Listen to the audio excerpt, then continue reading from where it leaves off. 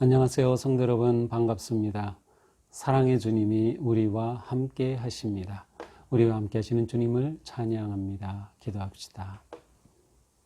하나님, 오늘도 새날을 맞으며 주님의 이름을 찬양합니다.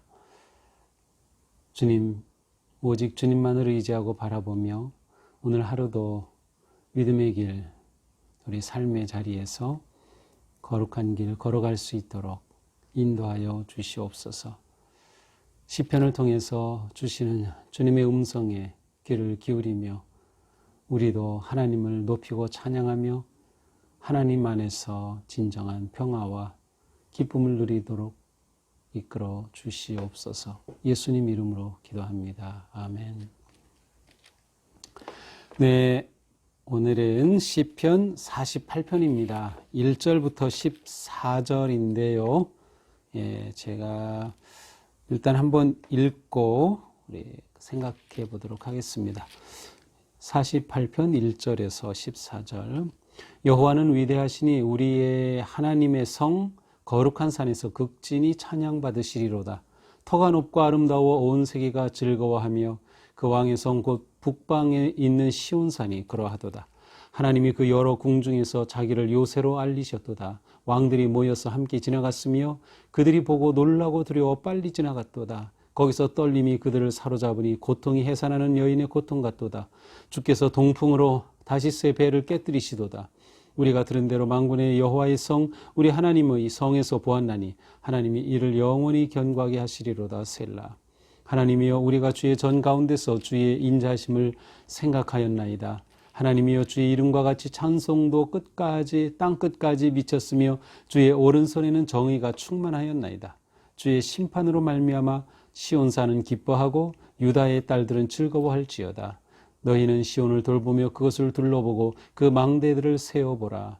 그의 성벽을 자세히 보고 그의 궁전을 살펴서 후대에 전하라.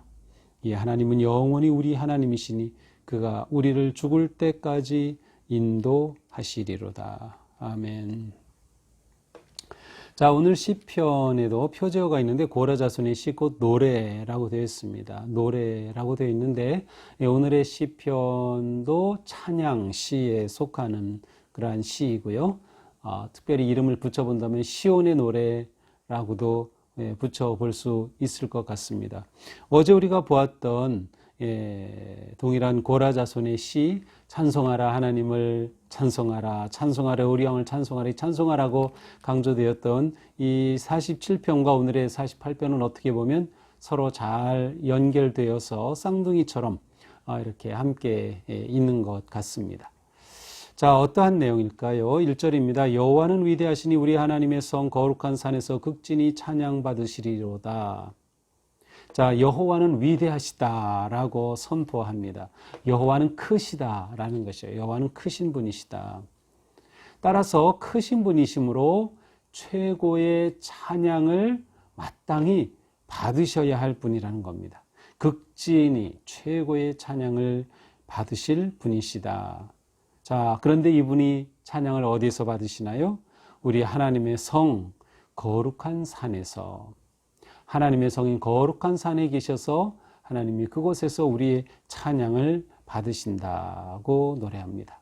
자, 그 거룩한 곳이 어디일까요? 2절입니다. 그곳을 네 가지로 설명하죠.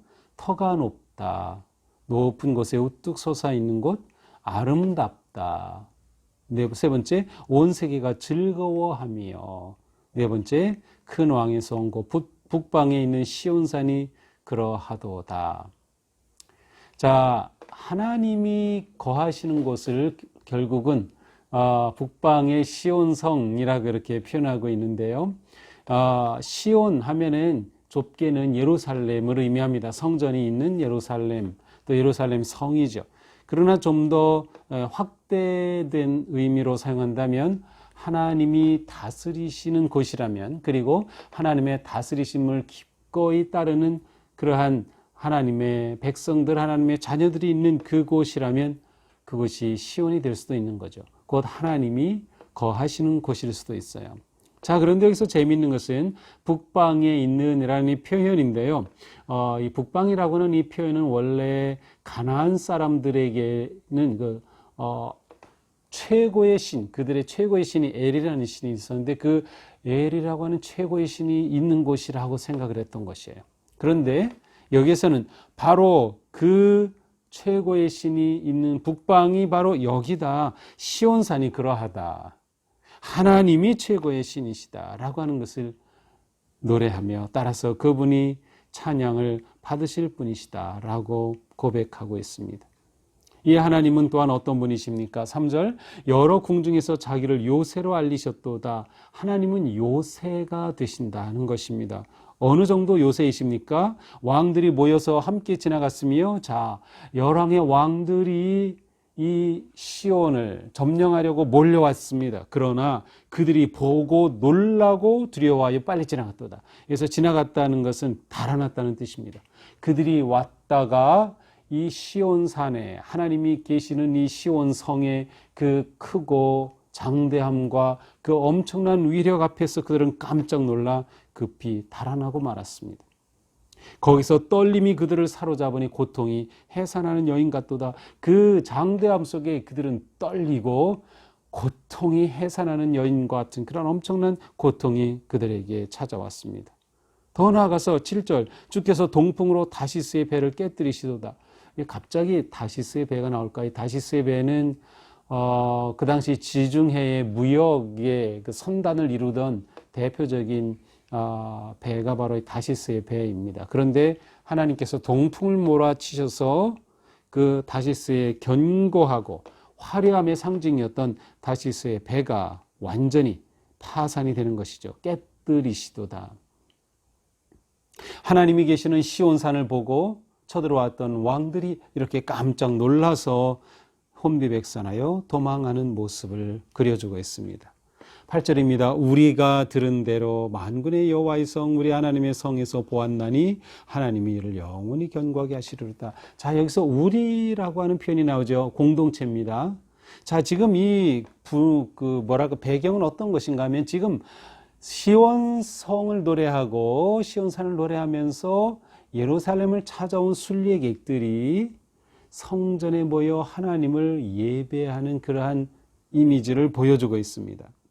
자, 그래서 그들이 이 8절에서는 마치 회중이 화답하듯이 우리가 교덕을 하듯 또 이렇게 문답을 하듯이 화답하듯이 고백하는 겁니다. 우리가 들은 대로 정말 우리가 들은 대로 이렇게 와서 여호와의 성을 보고 하나님의 성에서 우리가 서보니 정말 하나님은 놀랍고 영원히 견고하게 하시는 분이시다. 셀라. 9절은 이것을 좀 더 구체적으로 보여줍니다. 하나님이여 우리가 주의 전 가운데에서 주의 인자심을 생각하나이다. 그렇죠. 이 순례자들이 이제 전에 들어와서 하나님을 예배하고 그 놀라운 영광과 위엄을 보면서 그들이 생각했다는 것입니다. 무엇을? 주의 인자심을. 그래서 인자심, 헤세드라고 하는 아주 유명한 히브리 말입니다. 헤세드. 하나님의 인자, 사랑, 자비를 표현하는 단어인데요. 그들이 하나님의 인자심을 생각하였어요. 성전에서 하나님의 인자심을 생각했어요. 이 시온성의 견고함과 안전함과 피난처 되신 하나님의 그 인자심을 그들이 생각하였습니다. 그러면서 그들은 하나님을 새롭게 보죠. 10절 하나님이여 주의 이름과 같이 찬송도 땅끝까지 미쳤으며 하나님을 생각하니 주님의 그 이름 주님의 그 명예가 얼마나 놀라운지 그 찬송이 땅끝까지 미쳤고 주의 오른손에는 정의가 충만하였나 주님의 행하시는 하나님의 행하시는 일 오른손 하나님의 역사하심 행하시면은 정의가 충만하였어요. 정의로운 하나님의 일하심 정의는 곧 재판하고도 연결이 되죠. 그래서 11절을 이렇게 말합니다. 주의 심판으로 말미암아 정의로우신 하나님의 심판으로 말미암아 시온산이 기뻐하고 유다의 딸들은 즐거워할지어다. 유다의 딸은 꼭 딸만을 의미하는 것이 아니라 모든 유다의 백성들은 기뻐할지어다 라고 말합니다.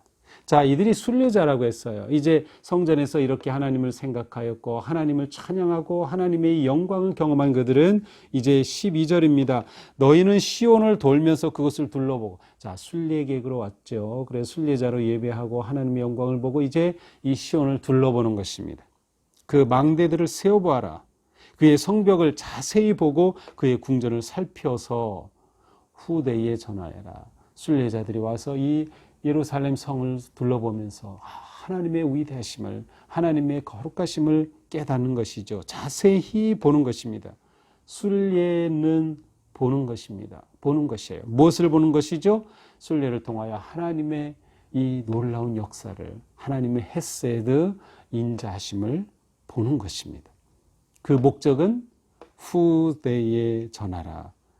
이 하나님의 신앙을 후대에, 하나님이 어떠신 분인가를 후대에 가르쳐 알게 하는 것이죠. 마지막 14절, 이 하나님은 영원히 우리 하나님이시니 그가 우리를 죽을 때까지 인도하시리로다. 원래 이 14절은 왜냐하면 이렇게 시작이 됩니다. 왜냐하면 하나님은 영원히 우리의 하나님이 되시고 우리가 죽을 때까지 우리를 인도하시는 분이시다. 시온의 견고함 속에 하나님의 인자심을 발견한 그들은 하나님에 대해 믿음을 고백합니다. 하나님은 영원히 우리의 하나님이십니다. 하나님은 우리가 죽을 때까지 우리를 인도하여 주십니다. 자, 이 시편 48편을 보면서 우리는 무엇을 봅니까? 이들이 성전으로 와서 성전에서 예배하고 순례하며 돌아보는 모습을 우리가 보죠. 그 과정을 통해서 위대하신 하나님을 발견한 것입니다. 특별히 시온 성에 거하시는 하나님을 본 거예요. 시온 성이 견고한 이유는 그곳에 성전이 있기 때문이고 성전이 견고한 이유는 하나님이 거하시기 때문인 거예요. 시온 성 자체가 위치도 아주 좋은 곳이긴 하지만 그 위치 때문에 아니면 쌓은 그 성벽의 돌이 웅장하기 때문에 아니죠. 하나님이 그들과 함께 하시고 그곳에 거하시기 때문에 그곳은 영원하고 요새가 되며 기쁨의 원천이 된다는 것이죠. 따라서 우리의 믿음의 삶은 바로 하나님이 거하시는 성전 중심의 삶이 되어야 된다. 성전 중심의 삶이라고 할 때 우리가 오해하지 말아야 될 것은 건물인 교회를 자꾸 생각해요. 건물인 교회를 생각하지. 그런데 그 의미도 있습니다. 전혀 없는 것은 아니에요. 왜냐하면 우리 교회의 건물은 이 자체가 우리 공동체를 상징하고 대표합니다. 우리가 함께 모이는 곳이기도 해요. 또 하나님은 우리가 함께 모일 때 이곳에 계시는 분이시죠.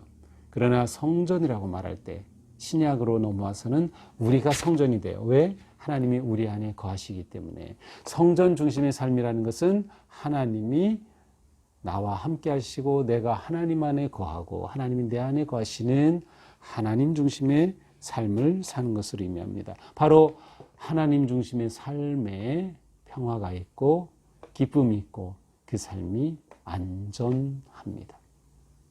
우리는 코로나19의 어려움 속에서도 하나님 안에서 안전합니다.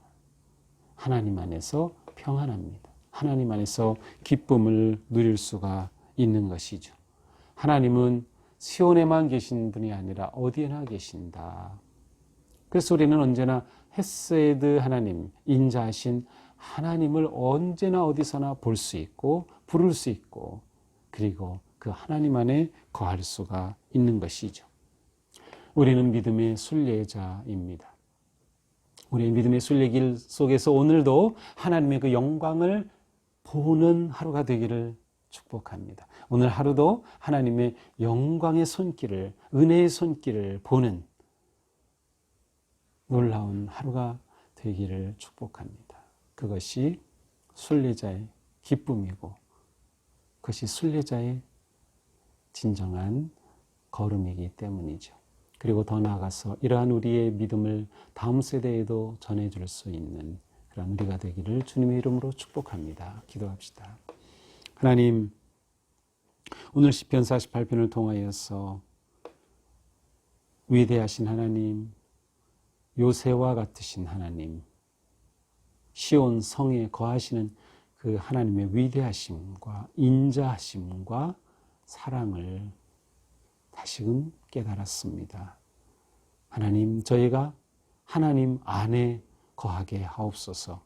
하나님이 저희의 안전한 시온성이 되어주시고 견고한 요새가 되어주셔서 풍파와 온갖 문제와 고통으로 흔들리는 이 세상 속에서 저희들을 평안하게 품어주시고 인자하신 주님의 은총 안에서 우리의 믿음의 순례길이 안전하며 죽도록 인도하여 주시는 그 주님의 사랑의 품 안에서 기쁨을 누리게 하여 주시옵소서.